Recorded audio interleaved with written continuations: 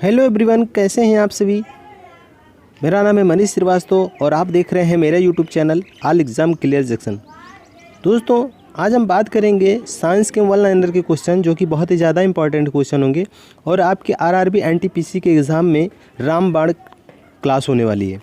आपके RRB NTPC के exam में रामबाण क्लास होने वाली है। तो दोस्तों, वीडियो को एकदम भी स्किप मत करना और वीडियो पूरी देखें। वीडियो को लाइक करें, शेयर करें, कमेंट्स करना ना भूलें। तो आइए दोस्तों, चलते हैं क्लास की ओर। उससे पहले अगर आपने हमारे चैनल को सब्सक्राइब नहीं किया है तो प्लीज़ सब्सक्राइब कर लें, बेल आइकन को प्रेस करना ना भूलें ताकि क्लास की जो भी वीडियो मैं अपलोड करूं उसका नोटिफिकेशन सबसे पहले आप तक पहुंच सके।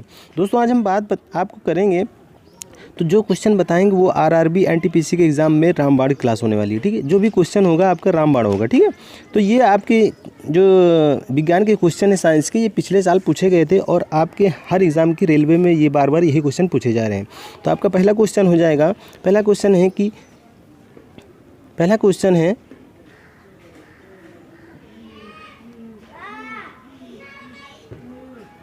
कि वो अंग जो मानव शरीर में पित्त उत्पन्न करता है। तो यहाँ पर हमारा आंसर हो जाएगा यकृत जो है मानव के शरीर में पित्त उत्पन्न करता है। ठीक है, बाकी चलते हैं नेक्स्ट में। देखिए, फटाफट क्वेश्चन कीजिए और आपके वन लाइनर के क्वेश्चन है याद करने में आपको आसानी हो जाएगी। ठीक है, और ये जैसे ही आप क्वेश्चन देखेंगे एग्जाम हॉल में वैसे ही आपको आंसर याद हो जाएगा।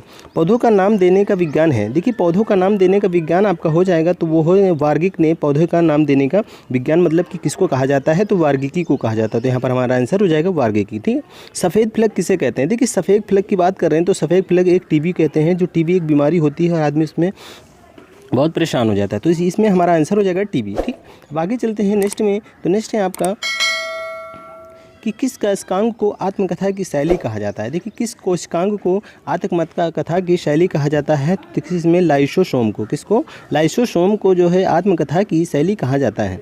अब आते हैं नेक्स्ट में कि जीवन की भौतिकी अधिकार क्या है। देखिए, जीवन का भौतिक अधिकार है द्रव्य जीव। क्या है, द्रव्य जीव। यहाँ पर हमारा आंसर हो जाएगा द्रव्य जीव। अब आगे चलते हैं नेक्स्ट 6 क्वेश्चन है कि संसार में पौधों का वितरण का अध्ययन कहलाता है। देखिए, बात कर रहा है संसार में पौधों का वितरण का अध्ययन कहलाता है, तो वो है फाइटोजियोग्राफी। क्या है, फाइटोजियोग्राफी जो है वो पौधों का संसार का वितरण का अध्ययन कहलाता है।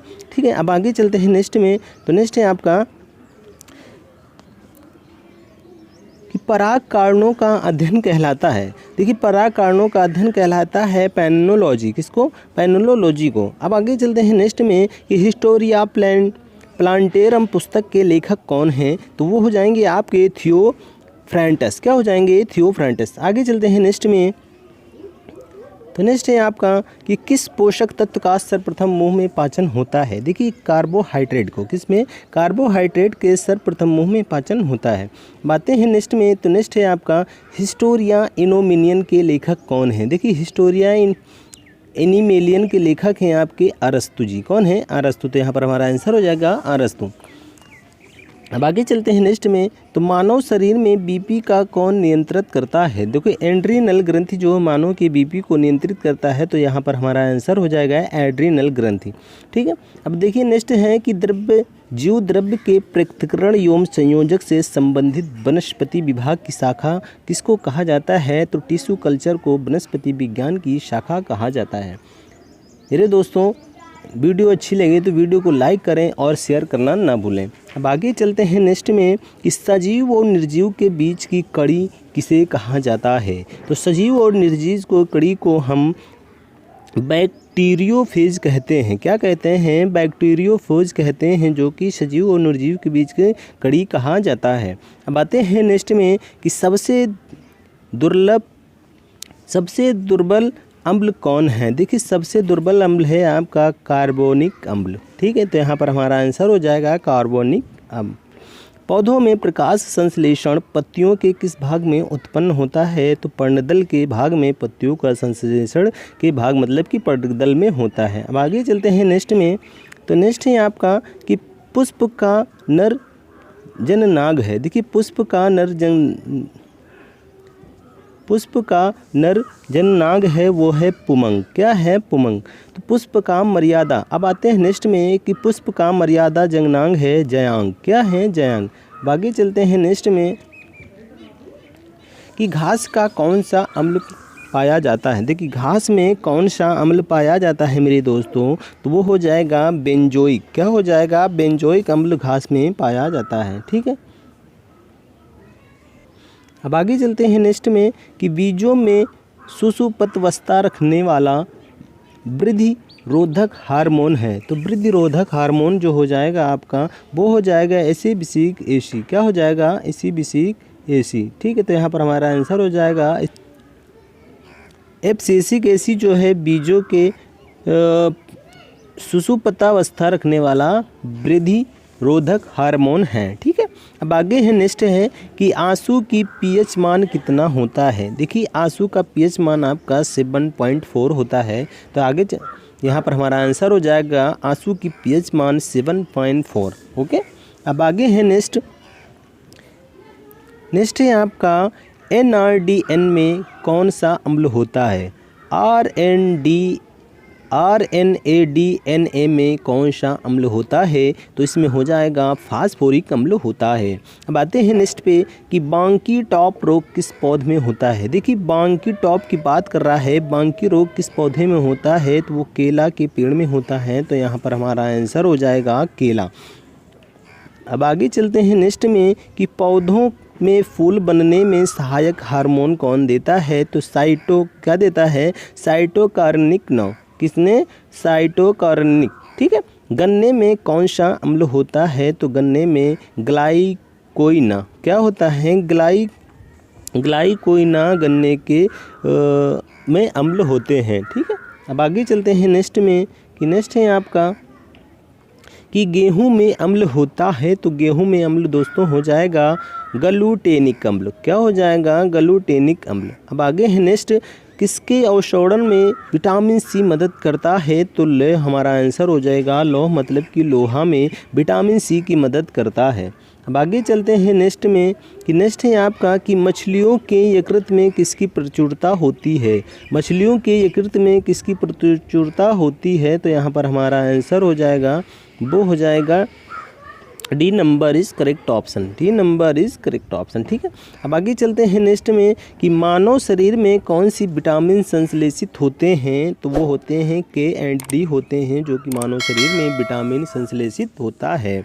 अब आगे चलते हैं नेक्स्ट में, नेक्स्ट 29 क्वेश्चन कि विटामिन क्या होता है, तो मेरे दोस्तों विटामिन आपकी कार्बनिक यौगिक होती है। तो यहाँ पर हमारा आंसर हो जाएगा कार्बनिक यौगिक। ठीक है, अब आगे चलते हैं नेक्स्ट में, तो नेक्स्ट है आपका कि पारिस्थितिकी तंत्र शब्द का प्रयोग सर्वप्रथम किसने किया है, तो देखिए टेंसले ने। किसने किया है? टेंसले ने पारिस्थितिकी तंत्र यंत्र शब्द का प्रयोग मतलब सर्वप्रथम उन्हीं ने नाम दिया है। ठीक है, अब आते हैं नेक्स्ट में कि पौधों में वाष्पोत्सर्जन की क्रिया किसमें होती है, तो पूरे पौधों में होती है।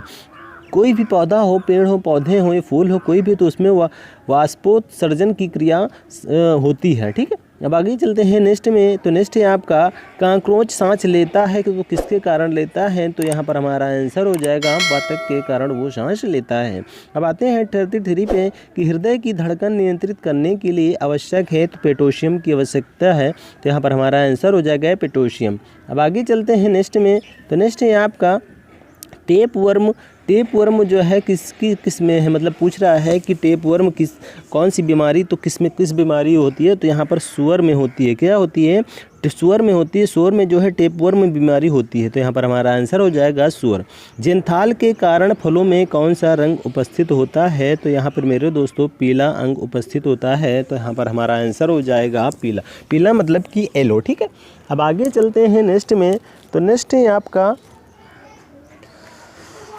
कि प्रकाश संश्लेषण का अंतिम उत्पाद कौन सा है, तो प्रकाश संश्लेषण का अंतिम उत्पाद है कार्बोहाइड्रेट। तो यहाँ पर हमारा आंसर हो जाएगा कार्बोहाइड्रेट। ठीक है, अब आगे चलते हैं नेक्स्ट में, तो नेक्स्ट है आपका जेनेटिक्स नाम किसने दिया, तो मेरे दोस्तों जेनेटिक्स नाम आपके बैटसन ने दिया है। तो यहाँ पर हमारा आंसर हो जाएगा बैटसन।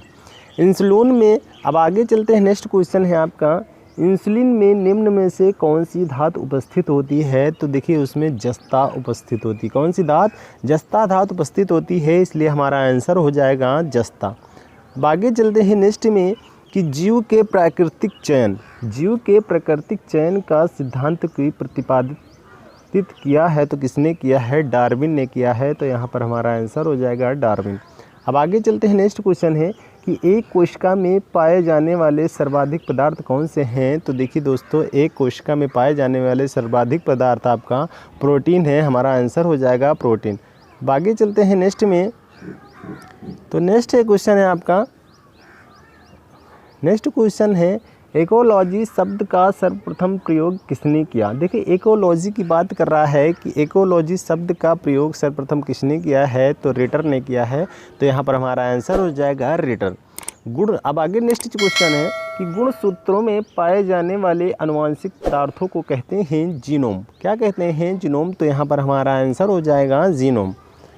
नेक्स्ट चलते हैं कि जीन का प्रयोग सर्वप्रथम किसने किया है। जीन का प्रयोग सर्वप्रथम किसने किया है, तो मेंडल ने किया है। तो यहाँ पर हमारा आंसर हो जाएगा मेंडल।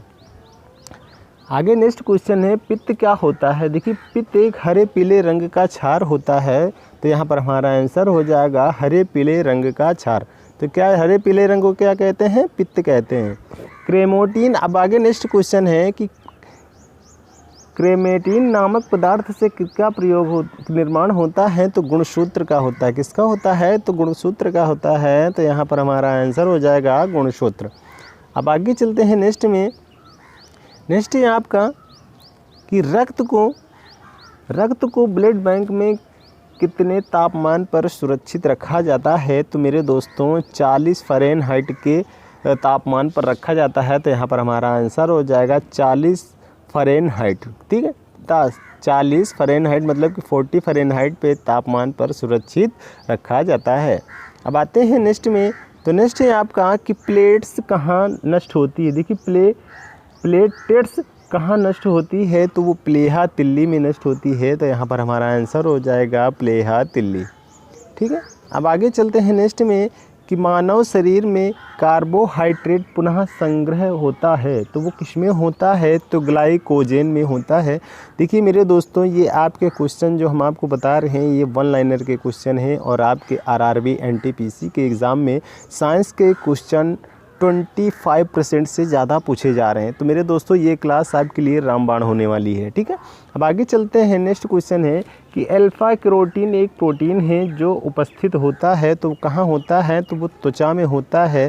त्वचा में अल्फा कैरोटीन एक प्रोटीन है जो कि वो त्वचा में होता है। तो यहाँ हमारा आंसर हो जाएगा त्वचा में। शहद का प्रमुख घटक है। देखिए मेरे दोस्तों, शहद का प्रमुख घटक वो है फ्रैक्टोज में। किस में, फ्रैक्टोज में। तो यहाँ पर हमारा आंसर हो जाएगा फ्रैक्टोज। ठीक है, अब आगे चलते हैं नेक्स्ट में कि नेक्स्ट है आपका रक्षात्मक पदार्थ कहा जाता है। वो किसको कहा जाता है, तो विटामिन को रक्षक पदार्थक कहा जाता है। तो यहाँ पर हमारा आंसर हो जाएगा विटामिन। आगे नेक्स्ट क्वेश्चन है कि मानव शरीर में विटामिन ए संचित रहता है। वो तो किस में रहता है, तो मेरे भाई मेरे बहन ये यकृत में रहता है। तो यहाँ पर हमारा आंसर हो जाएगा यकृत में मानव शरीर की विटामिन ए संचित रहता है। ठीक है, अब आगे चलते हैं नेक्स्ट में कि मानव शरीर में वसा जमा होती है। मानव शरीर में वसा जमा होती है तो किसमें, तो वो वसा जो है ऊतक में होती है। किसमें, ऊतक में होती है। तो यहाँ पर हमारा आंसर हो जाएगा ऊतक। आगे नेक्स्ट क्वेश्चन है कि भोजन का अनिवार्य अवयव है। तो भोजन का अनिवार्य अवयव है वो है प्रोटीन में। तो यहाँ पर हमारा आंसर हो जाएगा प्रोटीन। अब आगे चलते हैं नेक्स्ट में, तो नेक्स्ट है आपका, देखिए दोस्तों यहाँ तक 52 क्वेश्चन थे जो कि आपके बहुत ही ज़्यादा इंपॉर्टेंट क्वेश्चन थे और आपके आरआरबी रेलवे आरआरबी एनटीपीसी के एग्ज़ाम में सेम ऐसे ही क्वेश्चन पूछे जा रहे हैं। तो दोस्तों वीडियो को लाइक करना ना भूलें, शेयर करना ना भूलें। मिलते हैं अगली नेक्स्ट वीडियो में, तब तक के लिए सभी को मेरा जय हिंद, जय भारत, वंदे मातरम।